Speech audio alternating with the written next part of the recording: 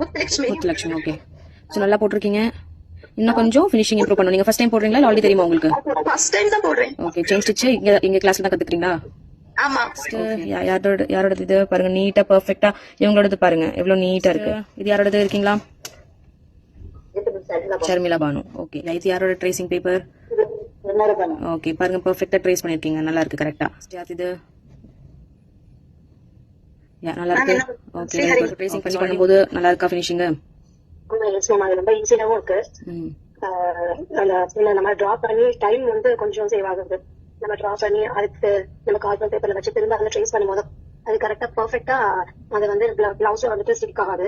Again நம்ம carbon paper use பண்ண பிறகும் அந்த கிளாத்துக்கு மேல நம்ம ஒயிட் பென்சில் வச்சு டிரா பண்ற மாதிரி வரும் சில டைம். ஆனா இது வந்து இந்த டெக்னிக் யூஸ் பண்ணி பண்ணும்போது அது வெரி சிம்பிளா இருக்கு. இது யாரோடது? யாரது? ரம்யாவா? ஓகே. நீட்டா போட்டிருக்கீங்க.